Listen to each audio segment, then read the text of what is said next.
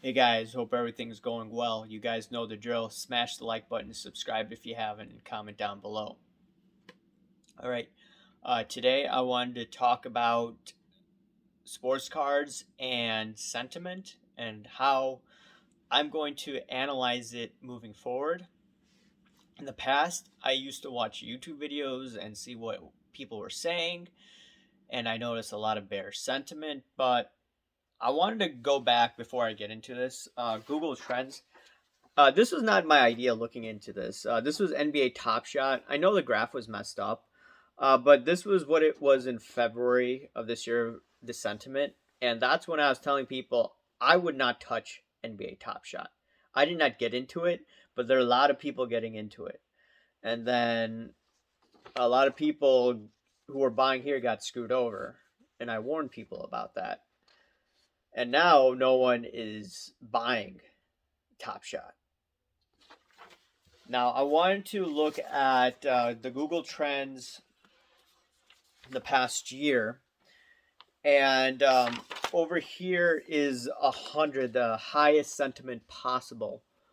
Okay, and you notice that it hit twice 100, and I was doing videos earlier this year where I didn't feel comfortable aggressively buying. I was still buying stuff, by the way.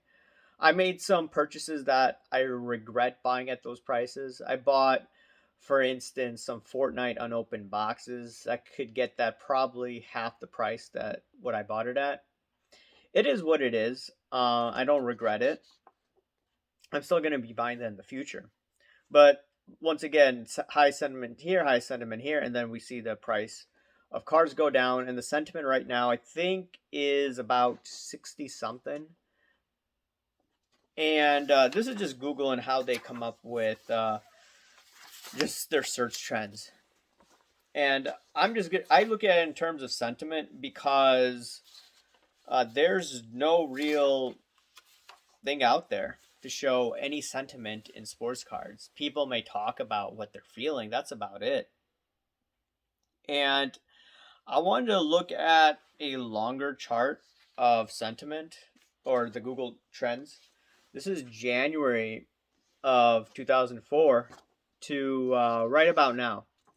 You noticed how nothing got above 75 over here? In the last, 17 years, nothing got above 75. And look, it hit 100. And people are still very, very, very aggressive in sports cards right now. Now, some of the what I call YouTube All Stars may not be showing that much content, but I noticed that there were a lot of people with the gambling mentality, and a lot of people made money, but some of the very aggressive moves were made right over here. Granted, we probably will see an uptick maybe in the next 12 months, but at the same time, everyone, a lot of people are still wanting to buy this market, still thinking that they could flip, and they may be.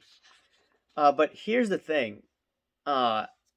There's this sports card channel. She collects cards, and she's talking about mean reversion, where things come back to normal. Now, what happens maybe in the next few years where the sports card searches, the sentiment, whatever you want to call it, is back in the 30s? What happens then?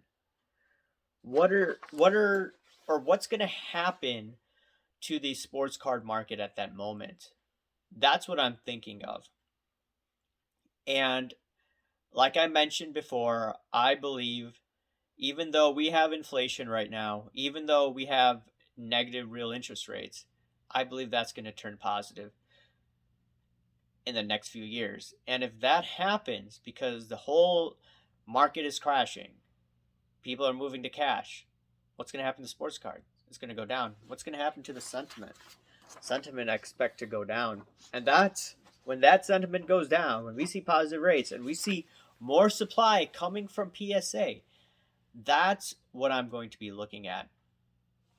And another thing about sentiment. So I look at sentiment in various ways in the stock market.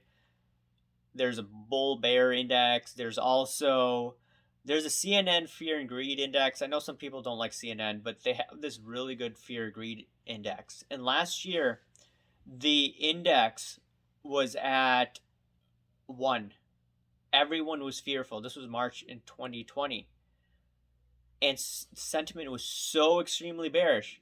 That was the time to buy, where it made no rational sense. And there's also indicators in the futures market. It's called the DSI, Daily Sentiment Index.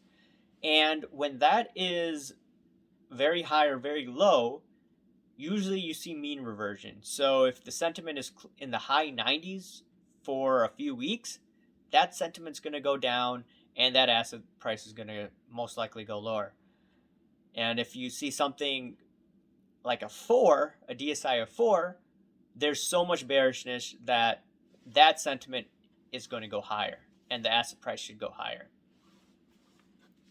And like I said, there's no real sentiment gauge in this market. But if this is 100, what's going to happen to the prices? What happens if you have the law of numbers come into existence? Well, we've seen in the last few months, price of sports cars gone down. Sentiment is going down, according to Google Trends. And what if this levels off as things slowly get back to normal?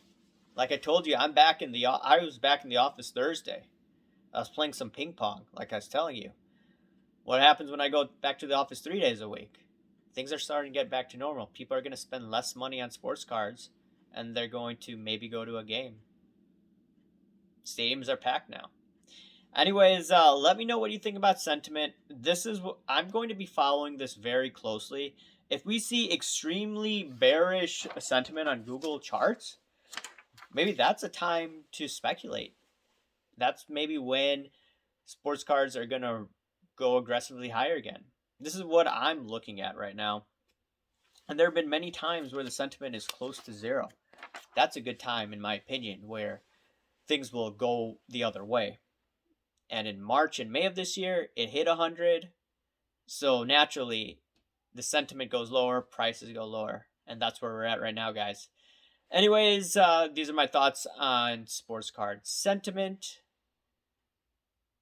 If you like my video, smash the like button, subscribe if you haven't, and comment down below, guys. Thanks. Bye.